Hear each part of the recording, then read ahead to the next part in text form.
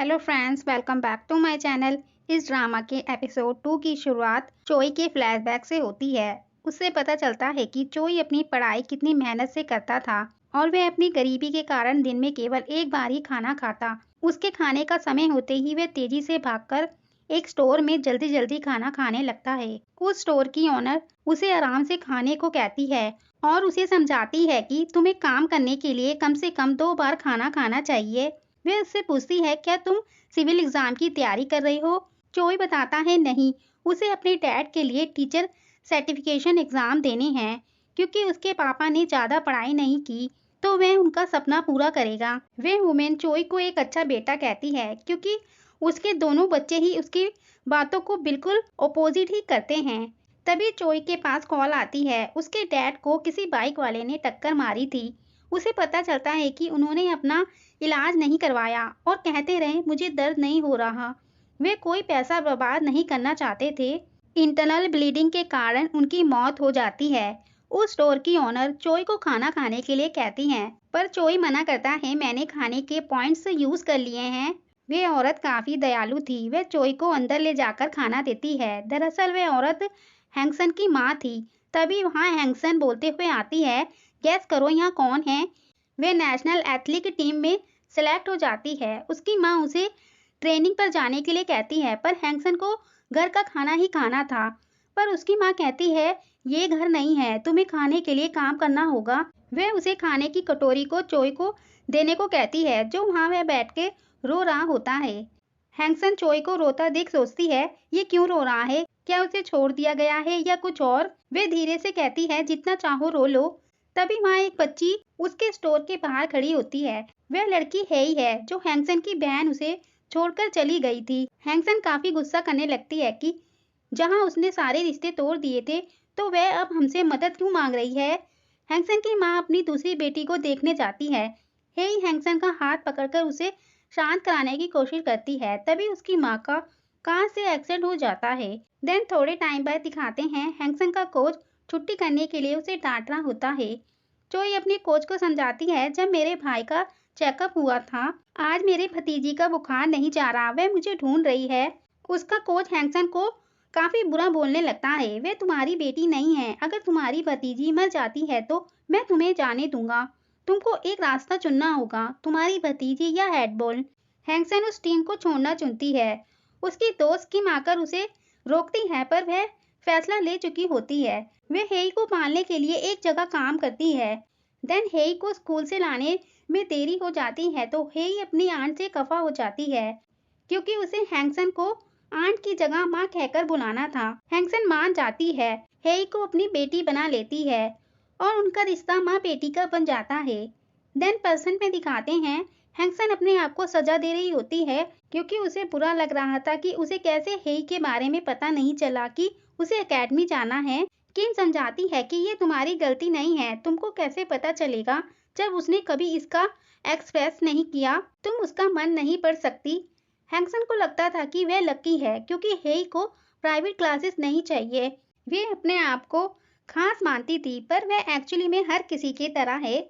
किम समझाती है कि तुम्हारी लाइफ सबकी तरह कैसे है। तुम्हारा एक डिसेबल भाई और एक भतीजी है जिसे तुम्हारी बहन ने छोड़ दिया। तुमने उनके लिए सब कुछ किया, तुम उसकी असली माँ हो और यही कारण था जब तुमने नेशनल टीम छोड़ी थी। अगर कोई भी तुम्हारी बुराई करेगा तो मैं उसे मार डालूंगी। वे हेई की इच्छाओं को समझने और उसे अपना सपोर्ट देने को कहती हैं। देन हैंगसन नेक्स्ट डे हेई के टीचर के पास जाती हैं। टीचर बोलती है कि आप हेई को नेग्लेक्ट कैसे कर सकती हैं, वे आसानी से टॉप स्टूडेंट बन सकती थी। हैंगसन उस पॉपुलर मैथ टीचर के बारे में पूछती है।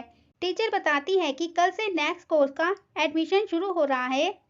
सभी मॉम्स भी कल अपने बच्चों की क्लासेस में साइन अप कराने के लिए अपने अपने प्लान करती हैं। इधर चोई अपने डॉक्टर से पूछता है, मेरे साथ क्या हो रहा है, क्या ये डिसऑर्डर है?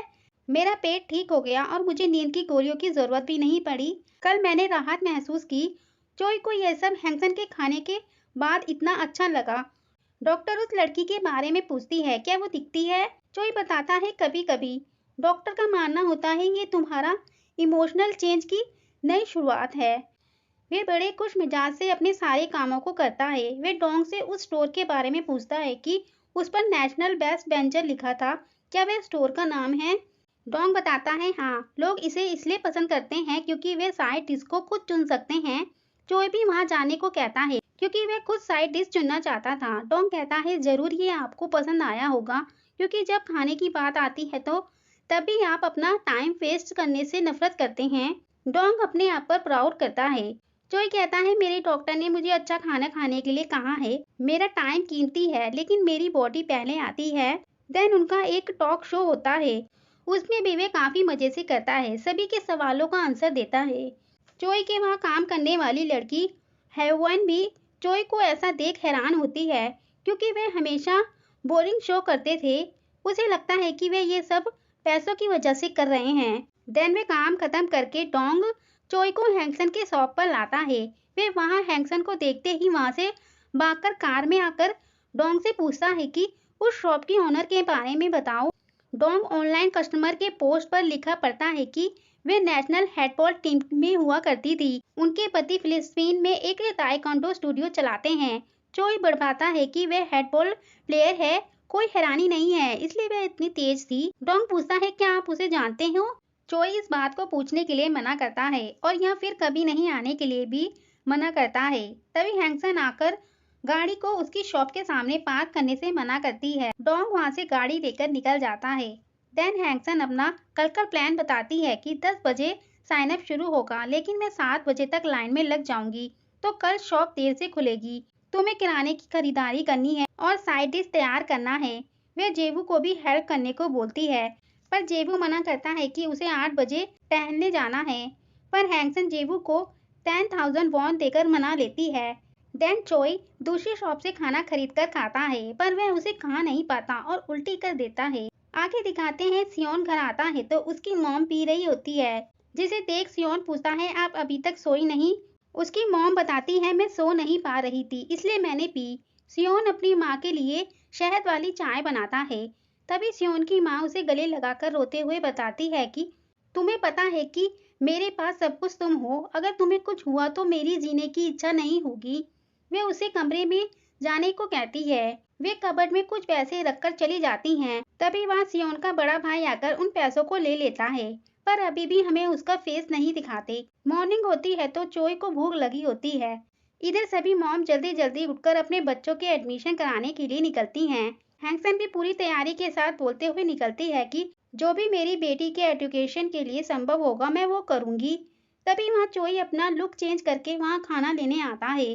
वह हैंगसन से पूछता है आप शॉप कब खोल रही हैं? हैंगसन बताती है मैं पर्सनल रीजन से लेट खोलूंगी, प्लीज बाद में आना। चोई एक टाइम पूछता है कि कब खुलेगी पर हैंगसन को भी नहीं पता होता कि वह कितना वक्त लग जाएगा। चोई हैंगसन से कहता है आपको कस्टमर के लिए टाइम पर खोलना आपकी ड्यूटी है, मैं भूखा हूँ। हैंगसन बताती है मैं अक्सर ऐसा नहीं करती। वह वहां से जाने लगती है तो चोई अपना आंसर मांगता है क्या आप दोपहर में खोलोगी? हैंगसन बताती है मैं खोलूंगी फिर चाहे कुछ भी हो जाए। वे भागते हुए चली जाती हैं। हैंगसन भागते हुए सभी मॉम से आगे निकलकर लाइन में लग जाती है। इधर भूखा चोई जब अपने काम पर आता है तो वह कुर्सी से नीचे गिर जाता है। इधर एक आदमी सिर्फ 100 साइन अप नंबर देने के लिए खड़ा हो जाता है। हैंगसन गॉड से प्रे करने लगती है कि मैं शराब पीना छोड़ दूंगी, ज्यादा गॉसिप नहीं करूंगी, मैं दयालु रहूंगी। वे देखती है बहुत कम नंबर बचे हैं तो उसे लगता है कि वे हमेशा अनलकी रही है। वे गॉड पर भी शक करती है वे हैं भी या नहीं। सिर्फ 2 नंबर बचे होते हैं और हैंगसन के आगे 2 लोग खड़े होते हैं पर उसमें से एक उसका हस्बैंड होता है और लास्ट नंबर हैंगसन को मिल जाता है। उसे गॉड पर यकीन हो जाता है कि वे सच में हैं। देन वे हेई को फोन पे बताती है कि तुम्हारा एडमिशन चोई चियोल के कोर्स में हो गया है। हेई बहुत खुश हो जाती है। उसे देख बंगसू चिढ़ जाती है कि वे अब क्लासेस लेगी। हेई के साथ सियोन भी खुश होता है। चोई की भूख उसे फिर से शॉप पर ले आती है। वे देखता है वे नहीं है तो अच्छा है। वे अंदर आकर अपने डिश सेलेक्ट करने लगता है। किम के पूछने पर चोई अपने सन ग्लासेस के बारे में कहता है ये मेरी आंखों की एलर्जी की वजह से लगाया है। तभी वहाँ हैंगसन भी खुश होते हुए आती है और बताती है मुझे नंबर मिल गया, मेरा हाल में बैड लग रहा। जेवू अचानक बीमार हो गया और उसका फोन टूट गया लेकिन उसे ठीक कराना बहुत महंगा था। चोई अपने आप को छुपाने की कोशिश करता है। किम कहती है हाँ, वे फोन अभी भी नया था। हैंगसन बताती है वह फोन चोर को माफ नहीं करेगी, अगर वह मिल गया तो उसकी हड्डियां तोड़ देगी, उसके ऑर्गन का नूडल बनाएगी और उसकी आंखों से खेलेगी। वे देखती है वहाँ पर एक कस्टमर भी है। वे चोई से सॉरी बोलती है कि हम सिर्फ मजाक कर रहे थे। वे देखती है ये तो वही सुबह वाला मैन है। वे उसे अपने शॉप का मेंबरशिप कार्ड देती है जिसमें 1000 पॉइंट में 1000 रुपए का डिस्काउंट मिल सकता है। चोई उस फॉर्म में अपने नाम की जगह डोंग का नाम लिखता है।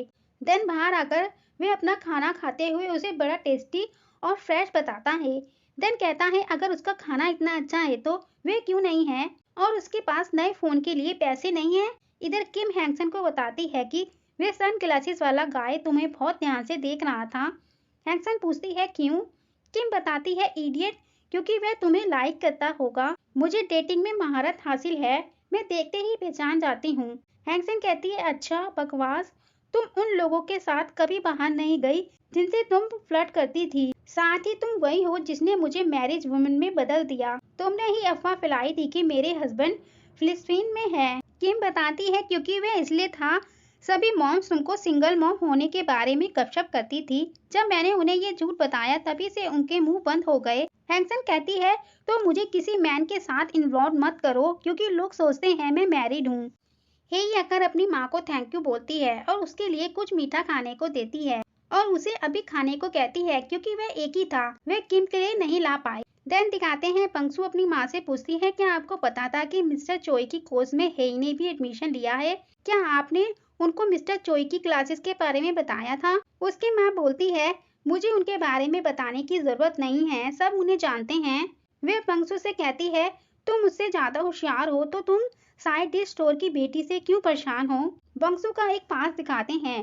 वे सर से अपनी परफॉर्मेंस असाइनमेंट डेट को बदलने को कहती है क्योंकि ये एग्जाम के साथ ओवरलैप करता है। सर सबसे पूछते हैं कि क्या कोई भी स्विच करेगा क्योंकि उसके एग्जाम है। हेई उस बात पर अग्री करती है क्योंकि उसे भी अपना काम खत्म करना था।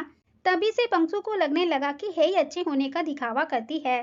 देन दिखाते हैं चोई की क्लासेस की सीजन 2 कल से शुरू होना था, तो वह सबसे पूछता है कि सबने साइन अप किया।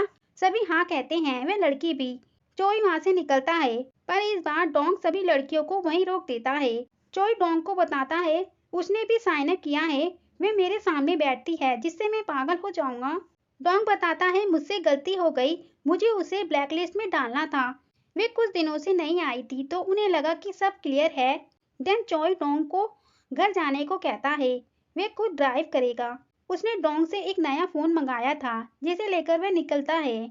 वही लड़की किसी को बताती है कि मैंने भी साइन अप किया है और मैं उसका घबराया हुआ फेस देखने के लिए आगे बैठना कंटिन्यू करूंगी। वह उसे बताती है कि मेरी मॉम इस सब के बारे में नहीं जानती क्योंकि वे बिजी रहती हैं। वह लड़की को कोई फंसा रहा होता है, अगर तुमने ये सब किया तो चोई तुमसे शादी कर लेगा। तभी कोई उसे गोल सी रिंग उसके सिर पे मारता है, वे वहीं पे गिर जाती है।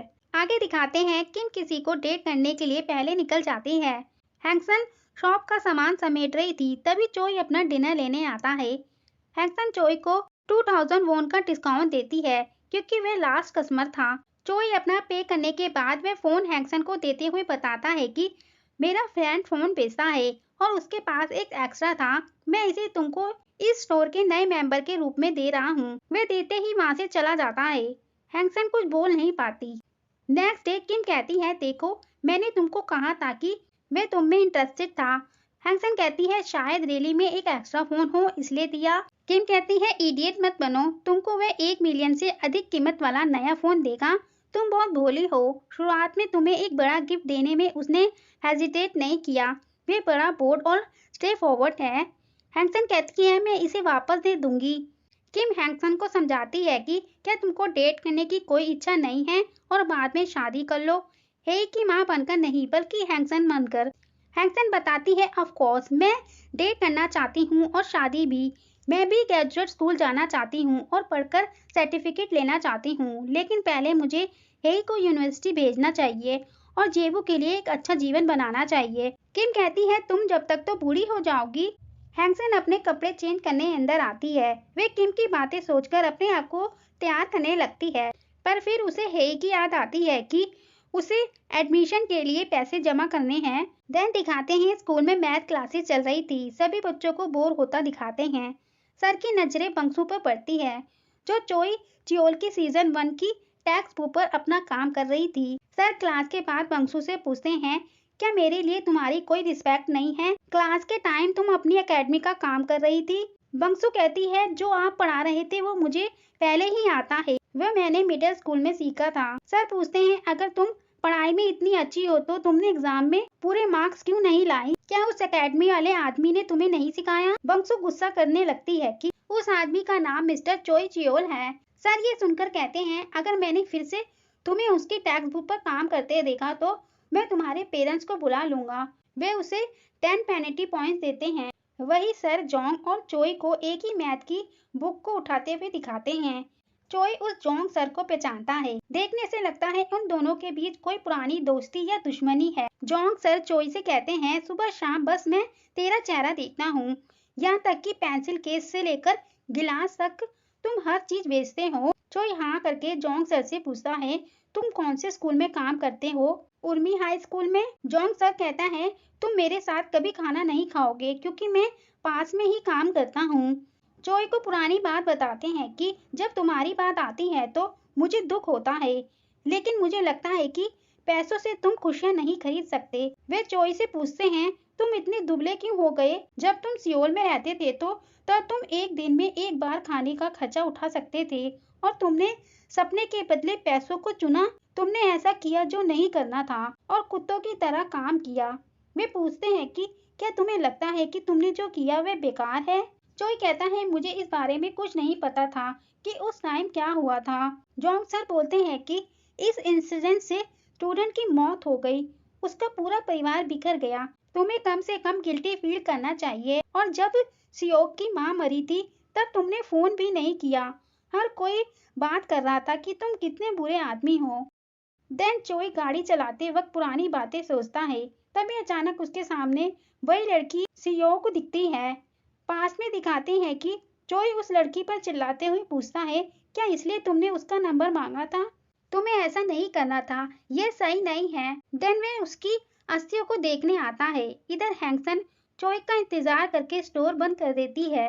चोई बंद शॉप को देखकर वापस लौट जाता है। नेक्स्ट डे जेबू बाहर टहलते हुए स्टेशन पर बनी चोई की फोटो देखकर सोचता है, इसे मैंने कहीं देखा है। इधर दिखाते हैं हेई बहुत खुश होती है क्योंकि वह आज एकेडमी जाने वाली थी। वे हैंगसन को अपने हाथों से बनाया कुशन देती है कि आप काम करते वक्त इसका यूज करना। वे खुश होते हुए स्कूल चली जाती है तो हैंगसन पीछे से जाकर कहती है, अगर तुम्हें और कोई कोर्स चाहिए तो मुझे बताना। किम हैंगसन से कहती है, तुम तो मदर्स प्राइवेट एजुकेशन के बारे में कंप्लेन करती थी, तो ये एटीट्यूड अचानक कैसे बदल गया? हैंगसन बताती है, जब मैं एथलीट थी तो तब भी मैं जल्दी वापस आ गई थी। क्या ये एक मेडल से अच्छा नहीं लगता? वे किम को चिढ़ाती है, तुम्हारे पास पहले कभी ऐसा नहीं था, है ना? तुम्हें भी एक चाहिए ना? जेबू जब वापस आता है तो वह बड़बड़ाता है कि वह स्टेशन के ऐड वाला कौन था। हैंगसन पूछती है, कौन था? सही से बताओ। पर जेबू को याद नहीं आता तो वे दोनों अपना काम करने लगती है। अब ये सारा दिन ऐसे ही बड़बड़ाता रहेगा। किम हैंगसन से पूछती है कि वो कल नहीं आया था। हैंगसन बताती है, मैं उसे जल्द से जल्द वापस करना चाहती हूँ। वे सभी मेंबर कार्ड से चोई का नंबर ढूंढती है। इधर चोई सभी को डांटता था क्योंकि जो चोई को अपनी बुक में छापना था वे चीजें हटा दी थी और जो वह नहीं चाहता था वे उसमें छाप दी जाती है। तो वे सभी को रीप्रिंट करने को कहता है, पर उसके वर्कर कहते हैं स्कूल शुरू हो गए हैं और प्रिंट की दुकानें शायद बिजी हैं। चोई गुस्सा करते हुए कहता है, क्या ये कोई स्क्रिप्ट बुक है? ये मामूली गलती नहीं है, उन्हें रीप्रिंट कराओ। चोई के पास हैंगसन का मैसेज आता है जो चोई को समझ नहीं आता। देन इधर हेई और सियोल स्कूल से एकेडमी आ रहे होते हैं। हेई बहुत खुश होती है क्योंकि उसका एकेडमी में फर्स्ट डे था। सियोल हेई से पूछता है कि तुम जानती हो ना, तुमको अपना इंट्रोड्यूस देना है और पहले दिन गाना गाना है। हेई सियोल का मजाक समझ जाती है। वे मस्ती करते हुए पहुंच जाते हैं। सियोल की कॉल आती है तो वह वहीं रुक जाता है। हेई अंदर आकर बंसू की पास वाली सीट पर बैठ जाती है। बंसू हेई से पूछती है, क्या ये तुम्हारी सीट है? वहाँ पर सभी को पहले से अपनी सीट बुक करानी होती है। सियोन अपनी बुक हुई सीट देता है कि तुम आज मेरी ले लो, उन्हें पीछे से देखना मुश्किल है। हेई मना करती है, मैं भूल गई, मुझे बुक करनी थी और मैं इतनी छोटी नहीं हूँ जो देख ना सकूं। ये देखकर बंसू बुरी तरह चिढ़ जाती है। देन चोई की क्लास शुरू होती है तो हेई को सच में पीछे से देखने में दिक्कत हो रही होती है। चोई सभी स्टूडेंट से कहता है, मैं आप सभी से केवल एक चीज की उम्मीद करता हूँ, गैस करो। देन चोई ही बता देता है कि मैथ के एग्जाम पास करना या ग्रेड इम्प्रूवमेंट करना, ये सब तो मेरे कोर्स करोगे तो ये नेचुरल ही आ जाएगा। वे अपना बताता है कि वे क्या चाहता है। वे चाहता था कि उसके जैसी पर्सनैलिटी होना।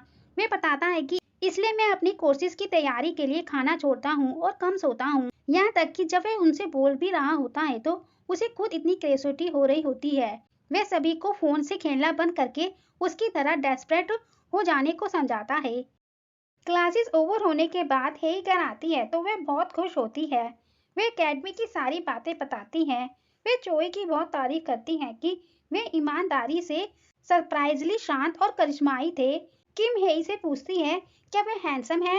हेई बताती है, मैं दूर बैठी थी इसलिए मैं उन्हें ठीक से देख नहीं पाई, लेकिन वे अगली नहीं थे, वे अच्छे दिख रहे थे। हैंसन को याद आता है कि वे हेई के लिए सीट बुक करना भूल गई थी। हेई कहती है, कोई बात नहीं, आप वैसे भी बहुत बिजी थी। जेवू अभी भी वही याद करने की कोशिश कर रहा होता है कि वे कौन था। हैंसन उसे ऐसा दोबारा न करने को कहती है, नहीं तो वे बाहर निकाल देगी। चोई स्टोर बंद होने से पहले पहुंचना चाहता था, इसलिए वह जल्दी से वहां से निकलता है और शॉप पर पहुंच जाता है। किम हैंसन को इशारा करती है, देखो मैंने क्या कहा था। हैंसन स्माइल करते हुए उस फोन को लेकर चोई के पास आकर कहती है, मैं रियली में ग्रेटफुल हूँ, लेकिन मैं ये एक्सेप्ट नहीं कर सकती। मेरा एक पर्सनल लाइफ है और मैं अभी काम पर फोकस करना चाहती हूँ। उसका मतलब था कि उसका रिश्ता एक शॉप ओनर और कस्टमर की तरह ही रहना अच्छा होगा। तभी जेवू चोई को घुसकर देखने लगता है तो हैंसन ऐसा करने को मना करती है, पर जेवू को याद आ जाता है। वह हैंसन को बताता है कि ये वही टाइगर है। चोई वहां से बचकर निकलने की कोशिश करता है, पर हैंसन उसे पकड़कर उसकी टोपी और चश्मा हटाती है तो वे वही उसका फोन चोर होता है। हैंसन पूछती है, तो क्या तुम अपने आप को छुपा रहे थे? उस दिन मैं तुम्हारा पीछा कर रही थी और तुमने फोन फेंक दिया। चोई समझाता है, मैंने उस दिन सिचुएशन को थोड़ा गलत समझा था, यह मुझे बुरा लगा, इसलिए मैंने तुम्हें एक नया फोन दिया। हैंसन चिल्लाती है कि क्या वह सब कुछ सॉल्व करता है? तुम मुझसे अपोलोजाइज चाहते हो? चोई कहता है, प्लीज शांत हो जाओ, मैं माफी चाहता हूँ, प्लीज इसे ले लो। पर हैंसन चोई को वहां से जाने नहीं देती और पूछती है, क्या तुम एक्सपेक्ट करते हो मैं उस फोन के लिए तुम्हारी आभारी रहूंगी? तुम पैसों से चीजों को क्यों सॉल्व कर रहे हो? मेरे पास भी पैसे हैं। चोई पूछता है, तुमने तो कहा था कि इसे ठीक कराना बहुत महंगा था। हैंसन और गुस्से में कहती है, अच्छा तुमको बोलना चाहिए था, तुमने नहीं सुना। अगर मेरे पास ज्यादा पैसे नहीं भी हैं तो क्या, और तुम कितना अमीर हो, तुम क्या काम करते हो? चोई का मानना होता है कि मैं किसी अजनबी को क्यों बताऊं कि वह कितना कमाता है, और वैसे भी वह उसकी गलती का मुआवजा दे रहा है। वे दोनों एक दूसरे पर गुस्सा करते हैं, एक वापस करता है तो एक देने की कोशिश करता है।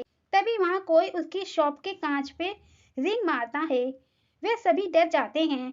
हैंसन जेवू को बचाती है और चोई को भी नीचे बैठने को कहती है। इसी के साथ ये एपिसोड 2 यहीं एंड होता है। आगे की स्टोरी देखने के लिए प्लीज मेरे चैनल को सब्सक्राइब, लाइक एंड शेयर करें। Thanks for watching.